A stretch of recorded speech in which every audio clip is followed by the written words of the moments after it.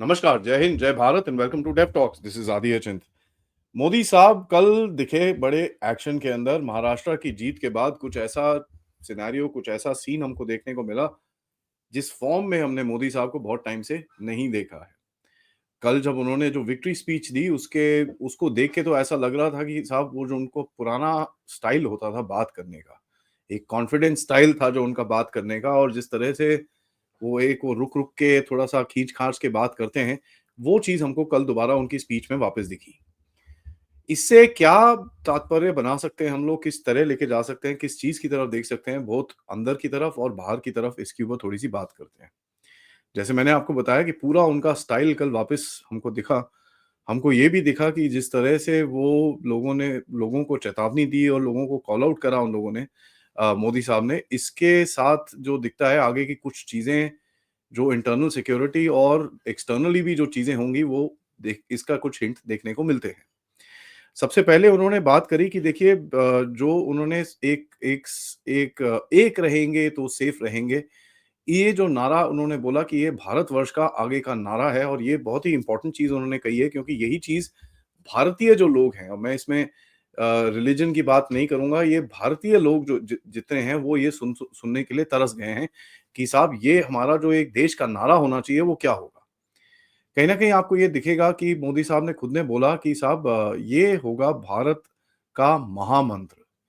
तो ये बहुत ही इंटरेस्टिंग चीज़ हुई, और ये चीज़ हमको दिखेगी आगे जाके, और ये जिस तरह से महाराष्ट्र में काम करी है, उसका तो हमको रिज़ल्ट ऑलरेडी दिख चुका है। झारखंड के अंदर ऑल्दो इतना काम नहीं करा ये, बट हैविंग सेड दैट, अभी गेम वहाँ पर मेरे हिसाब से धीरे-धीरे करके शुरू होगी। देखते हैं आगे होता है क्या।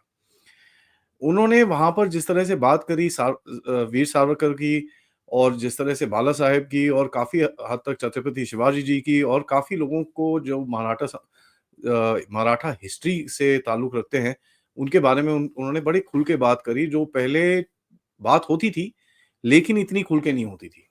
तो ये बड़ी इंटरेस्टिंग चीज़ थी।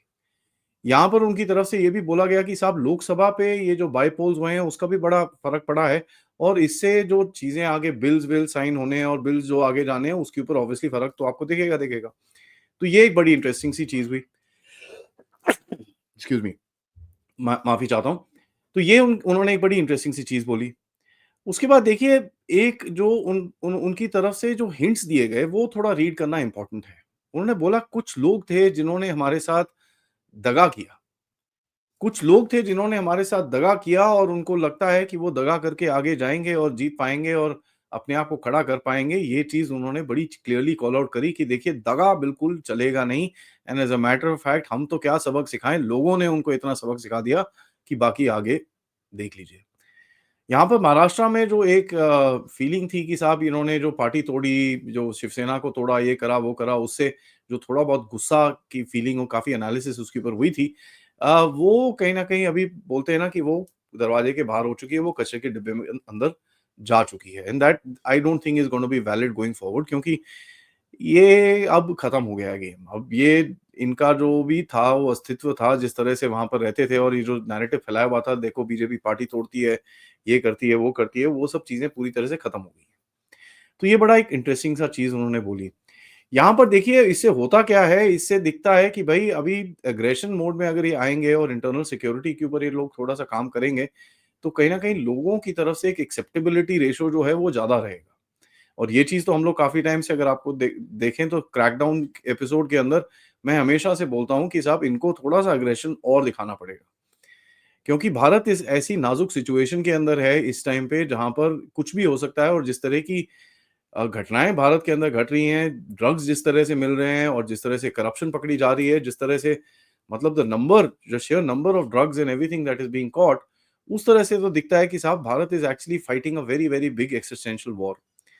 कि अंदरूनी मामलों में, अंदरूनी सिक्योरिटी पे आपका लिटरली एक युद्ध चल रहा है, और ये इनका लेक्चर देख के तो पता चला कि साहब इस युद्ध के लिए चीज़ें अभी थोड़ी तैयार हो रही हैं, and they are ready and they understand the battle. सबसे बड़ा इम्पोर्टेंट यही चीज़ होती है कि आपको समझ में आना चाहिए कि आपका शत्रु कर क्या रहा है।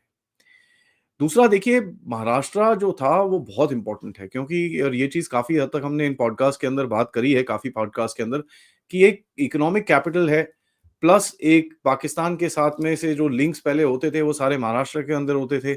उसके अंदर फिर आपका बॉलीवुड का फैक्टर है और जितना भी ये लेफ्टिज़्म और ये सब चीज़ें जो चलती थी, बॉलीवुड और इन इन इस तरह के प्लेटफ़ॉर्म्स की तरफ से, उसके ऊपर अभी धीरे-धीरे करके कंट्रोल लाना आसान रहेगा। क्योंकि देखिए गवर्नमेंट में आपको होना पड़ेगा और जिस नंबर्स में ये लोग गवर्नमेंट में आएँगे, उसमें आपको होना पड़ेगा कि अगर अंदर से आपको साफ-सफाई करनी पड़ेगी। So that is something very, very important. Haryana का जो इम्पोर्टेंस था हमने देखा क्योंकि हरियाणा के लिए तो ये फार्मर प्रोटेस्ट वाले तो खड़े हुए थे, कि जिस तरह से अगर हरियाणा दूसरी तरफ जीती, तो भई हम फार्मर प्रोटेस्ट लेके दिल्ली को घेराव करने का पूरा जो प्लान था गहरे राज्य की तरफ से और काफ़ी और पावर्स की तरफ से, वो तो पूरी तरह से ध्वस्त हो गया, उसके अंदर तो कुछ दम बचा नहीं। लेकिन महाराष्ट्र एक ऐसी जगह थी जहाँ से पैसे और जो इंटरनेशनल इन्फ्लुएंस है उसको भी कम करने के लिए जो भी आपको चीज़ें करनी है, वो अब थोड़ी आपके लिए ईज़ी हो जाएगी। इसमें बार-बार एक हैं तो सेफ हैं का जो महामंत्र मोदी जी बार-बार, बार-बार बोल रहे थे, वो यहाँ पर बड़ी क्लियरली बाहर लिखता है। उन्होंने बोला कि साहब इकोसिस्टम जो है, अब देखिए इकोसिस्टम तो अंदरूनी इकोसिस्टम भी है, कौन-सी पार्टीज़ हैं, ये है, वो तो आप सब जानते ही हैं। लेकिन जो इकोसिस्टम जो बाहर का है और जो अंदर का मिला हुआ है और जिस तरह से डिवाइड एक क्रिएट करने की कोशिश की जा रही थी, कल इनकी तरफ से जो दिखा कि साहब उसको ना तक ये पूरी तरह समझते हैं, plus they know the factor और जो जो कंसर्न्स हमारे पास हैं, उनको ये समझते हैं और धीरे-धीरे करके लड़ना भी शुरू हो चुके हैं। यहाँ पर तो मैं एक ही चीज़ बोलूँगा सर, ये धीरे-धीरे हटाइए, फुल फॉर्म में आके इनको ज़रा भगाइए यहाँ से, ताकि जो इंटरनल सिक्योरिटी की हमको जो प्रॉब्लम्स आ रही हैं, जो डिवाइसिवनेस क्रिएट हो रखी है भारत के अंदर, this needs to be countered at goli speed. Modi ji ने बड़ा क्लियरली बोला कि साहब दे विल नाउ फेल और जो डिवाइसिव पॉलिटिक्स और डायनास्टिक पॉलिटिक्स जो भारत के अंदर चल रही है, वो हो गया उस खत्म। And that is very important. देखिए डिवाइसिव पॉलिटिक्स के अंदर आप देखेंगे तो यार जात-पात के ऊपर जो डिवाइसिवनेस चलती है, उसके बाद भाषाओं के ऊपर जो डिवाइसिवनेस चलती है, ये इलेक्शन से तो ऐसा दिखता है कि वो पूरा नैरेटिव अच्छे से तोड़-ताड़ के बराबर हो चुका है। मराठी को क्लासिकल लैंग्वेज का दर्जा दिया, तो इन लोगों ने दिया। तो एक they are not just respecting the local languages but उसको एक्चुअली प्रमोट करने के लिए जिससे लोगों का कॉन्फिडेंस ज़्यादा बढ़ता है, which is very, very critical. कल जब देखने को आप स्टेज पे अगर देखेंगे जो मिनिस्टर्स थे, अमित शाह जी, राजनाथ साहब, JP Nadda and all these guys were very, very happy. और वो एक हैप्पीनेस जो दिखती है वो that you could make out कि ये अंदर से खुश हैं क्योंकि ये एक बड़ी बैटल थी और ये बड़ी बैटल को बड़े अच्छे से, बड़े डिसाइसिव तरह से इन लोगों ने जीती है। अगर आप अर्ली ट्रेंड्स देखते जो न्यूज़ चैनल्स बनाने की कोशिश कर रहे थे, हमारी जो मेन स्ट्रीम मीडिया है कि भई नहीं-नहीं ये तो बैक टू बैक चल रहे हैं। मोदी साहब के अभी 120 के करीब में हैं और दूसरी पार्टीज़ के करीब 100 के करीब में हैं। ये जो इनिशियल ट्रेंड्स चल रहे थे और यहाँ पर भी आप देखिए ये जितने भी ट्रेंड चलाते हैं, ट्रेंड्स तो सुबह 8 बजे से चलाने शुरू कर दिए थे, व्हेयरएज़ इलेक्शन कमीशन की तरफ से कोई भी एक अगर ट्रेंड बाहर निकला था, वो सिर्फ 9 बजे के बाद निकला। तो ये तो दोबारा इन लोगों ने वही काम करने की कोशिश करी, जहाँ पर हरियाणा में भी अगर आप देखेंगे, सुबह-सुबह ट्रेंड्स कुछ और थे, इलेक्शन का रिजल्ट कुछ और आया। तो ये बड़ा एक इंटरेस्टिंग चीज़ है और इससे जो मेनस्ट्रीम मीडिया जो एक नैरेटिव फैलाने की कोशिश करता है, उसका तो पूरी तरह से भांडा फिर से फूट गया है। यहाँ पर जो वोटों का धर्म युद्ध, ये एक जो और टर्म निकला वहाँ पर महाराष्ट्र के इलेक्शन के अंदर, ये एक बड़ा इंपॉर्टेंट चीज़ है क्योंकि जिस तरह से दूसरी तरफ से वोट जिहाद के बारे में बात की गई और यहाँ पर ये वोट जिहाद बीजेपी और मेन मेन पॉलिटिकल पार्टीज़ की तरफ से नहीं की गई। ये तो ओपनली अभी बोला गया कि साहब ये कम्युनिटी वाइज़ हमको इस तरह ही वोट करना है। तो यहाँ पर भी इसका जवाब आया और ये बड़ा इंटरेस्टिंग सा जवाब था। इंटरेस्टिंग ऐसा जवाब था कि सिख कम्युनिटी ने जो महाराष्ट्र के अंदर है, उन्होंने पूरी तरह बोला कि बीजेपी को वोट करना है। जैनों ने बोला कि भाई पूरी तरह से बीजेपी को वोट करना है और इस सभा के अंदर जब मोदी साहब एड्रेस कर रहे थे, वहां पर बोले सो निहाल, सत श्री अकाल के भी नारे लग रहे थे। तो कई लोग जो देश के बाहर है, खोतेस्तानी इन ये सारे, इनको देख के तो ऑब्वियसली काफ़ी जला होगा क्योंकि देखते तो ये लोग भी हैं कि भाई हुआ क्या है? हम भी ज़रा पता करें। तो आवाज़ें तो इनको भी आई होंगी। उसके बाद देखिए जिस तरह से फेक फीबीज़, फेक प्रॉमिसेस जो इतने सारे करे गए, खटाखट स्कीम्स ये पता नहीं क्या-क्या चीज़ें लॉन्च करी गई, वो चलते नहीं हैं और वो चीज़ पूरी तरह से क्लियर हो गई है। यहाँ पर देखिए उन्होंने एक चीज़ और बोली कि भई देश में पूरा देश के अंदर एक ही कॉन्स्टिट्यूशन लागू होगा और यहाँ पर जेएनके के ऊपर भी एक थोड़ी-सी लात मारी। उन्होंने बोला कि कितने आप कोशिश कर लीजिए 370, 360 जो मर्ज़ी चीज़ें हैं, उसको दुनिया की कोई ताकत वापस नहीं ला सकती and that is very, very important. देखिए, उसके बाद ये भी बोला कि जो ये ऑपोज़िशन पार्टीज़ हैं, उन उसमें से कई ऑपोज़िशन पार्टीज़ अर्बन नक्सल्स का दर्जा लेके बैठी हैं। अर्बन नक्सल्स का दर्जा लेके जो बैठी हैं और उनका जो कंट्रोल है, और ये बड़ा क्लियरली बोला, और जिस चीज़ के बारे में इस चैनल के ऊपर काफ़ी हद तक हम बातें करते हैं कि भई गहरे राज्य का काफ़ी हद तक कंट्रोल है आपकी इंटरनल पॉलिटिक्स के अंदर। कई पार्टीज़ तो पूरी तरह से उनके वश में हैं और कई पार्टीज़ तो उनके बोलने के बाद ही एक्शन लेती हैं।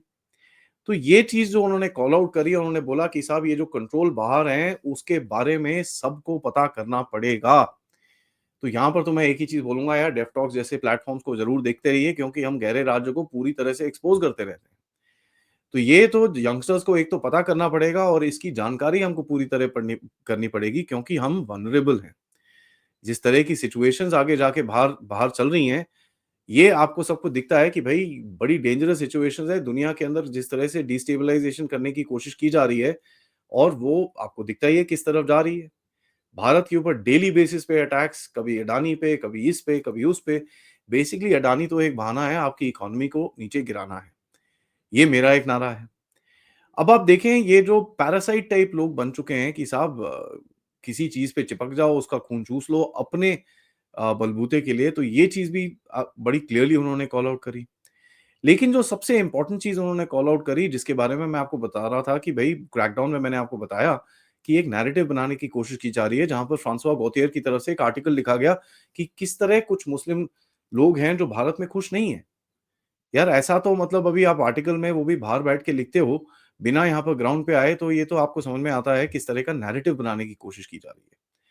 उस नैरेटिव को लेके उन्होंने वक्फ के बारे में जो बात करी कि साहब ये तो अनकॉन्स्टिट्यूशनल है, ये तो होना ही नहीं चाहिए। तो यहाँ पर तो देखिए हमारी तरफ से तो बड़ा एक वो रहता था कि साहब मोदी जी आप ये अमेंड-वमेंड कर रहे हो, बट इसके बाद आपको इसको अबॉलिश करने की भी बात करनी पड़ेगी। तो ये ठीक है, आप हमको समझ में आता है, आप स्टेप बाय स्टेप जाना चाहते हो, एकदम से पूरा खेल उल्टा-पुल्टा करना नहीं चाहते, ठीक है, समझ में आता है, लेकिन इसको आपको आगे अपने लॉजिकल कंक्लूजन में लेके जाना पड़ेगा, जो चीज़ बात आपने ही कही है कि साहब वक्फ इज़ अनकॉन्स्टिट्यूशनल, अगर अनकॉन्स्टिट्यूशनल है तो पूरी तरह से उसको निकालिए। लेकिन यहाँ पर 2-3 चीज़ आपको पता आई मीन वो जो बोलते हैं ना रियलाइज़ करनी पड़ेंगी। एक तो वक्फ बोला और दिल्ली के बारे में बात करी, दिल्ली के साथ कनेक्ट करा। इसका मतलब ये है कि जो दिल्ली की जो अ, चुनाव है उसकी भी घंटी अब बज चुकी है, तो वहाँ पर भी आपको दिखेगा कहीं न कहीं दिल्ली की जो पॉलिटिक्स है वो धीरे-धीरे करके आगे जाएगी। और जिस तरह से उन्होंने बोला कि कुछ लोगों का कंट्रोल बाहर है और हर टाइम बाहर जाके एडवाइस लेते हैं और बाहर से पैसे आते हैं यहाँ पर अराजकता फैलाने के लिए, तो ये चीज़ तो बड़ा क्लियरली है कि साहब देखिए, ऐसा है, ये चीज़ नहीं चलेगी। यहाँ पर मैं एक कॉम्प्लीमेंट तो ज़रूर देना चाहूँगा इस बारी की बीजेपी के कैंपेन को कि भई इन्फॉर्मेशन वॉरफेयर और नैरेटिव्स के हिसाब से ये लोग टॉप क्लास इन लोगों ने खेला है। ऑल्दो झारखंड के अंदर मेरे हिसाब से वो जो लोकसभा इलेक्शन के टाइम पे अरेस्ट-वरेस्ट हुए थे, उसकी वजह से थोड़ा-सा सेटबैक हुआ है।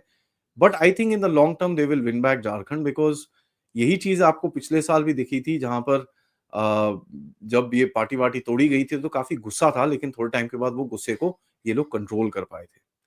सो let's see if they are able to do that same thing in Jharkhand. But यहाँ पर मैं आपको बताऊँ, जो क्लेम्स आए सडनली, किसी ने 5 करोड़ रुपए का क्लेम डाला, ये डाला, वो डाला, उसके बाद जो अगले दिन काउंटर अटैक आए, दैट टोल्ड यू कि साहब इनका जो नैरेटिव और इन्फॉर्मेशन वॉरफेयर का जो पूरा प्लान था, इन लोगों ने बहुत अच्छी तरह बनाया हुआ था।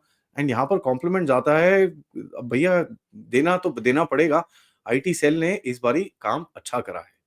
And the way they came out and countered every narrative specially in Maharashtra, ये तो दिखता है कि साहब they were on the ground and they knew exactly what was happening. RSS का तो क्या कहना कि भई 60 से 80 हज़ार मीटिंग्स करके आपने जो ये पासा पलटा है यहाँ पर, that is really, really, really interesting.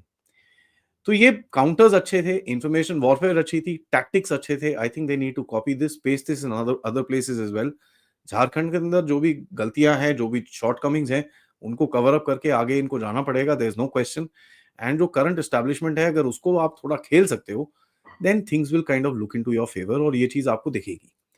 But ये बड़ी इंटरेस्टिंग चीज़ है कि भई मोदी साहब ने has basically declared war yesterday, और ये चीज़ बहुत कम लोग आपको बताएँगे कि भई ये जो अर्बन नक्सल्स के ऊपर जो अभी एक एक फ़ोकस इन्होंने डाला है, this is a declaration of war कि साहब आप अभी बच के नहीं जाएँगे, क्योंकि हम आपको छोड़ेंगे नहीं करके ये जो बोलने की इन्होंने कोशिश करी, देखते हैं ग्राउंड पे एक्शन क्या-क्या होता है। थैंक यू सो मच, बड़ा अच्छा लगा मोदी साहब को सुन के in his original tone, in his original accent, in his original style. So thank you for watching. इस वीडियो को लाइक जरूर करिए, सब्सक्राइब करिए चैनल को अगर आपने नहीं करा है। Most importantly share this with your friends and families. आपसे मैं दोपहर में मिलूंगा with some very interesting insights. बहुत कुछ चल रहा है आसपास, उसके बारे में भी हमको बात करनी है। और रात को ऑफ कोर्स हम बात करेंगे राजा मुनीब जी से, जहां पाकिस्तान का 2 दिन प्लस हो चुका है 22 नवंबर की डेडलाइन से, तो जरा उसको जरूर देखिएगा। And let's catch up at night and afternoon and then night. और भी एक दो अपडेट्स आपके पास आएंगे जहां पर मैं आपसे बात करूंगा कि भाई अमेरिका आपके साथ पंगे लेने के लिए पूरी तरह तैयार बैठा है, लेकिन वो कैसे भारत भी गेम खेलेगा उसके बारे में भी थोड़ी बात करेंगे। और पाकिस्तान जो चाइना का बेवकूफ बनाने की कोशिश कर रहा है, लेकिन चाइना को अब समझ में आ गया है कि भाई पाकिस्तान उसका काट रहा है। तो ये 2-4 चीजें हैं जो मैं आपके अपडेट में दूंगा। दोपहर में मिलेंगे एक लाइव सेशन के लिए और रात को मिलेंगे हम राजा मुनीब जी से। आप लोग इस चैनल की तरफ कंट्रीब्यूट कर सकते हैं यूजिंग द क्यूआर कोड या फिर पेपैल या फिर सुपर स्टिकर सुपर चैट्स। जय हिंद, जय भारत।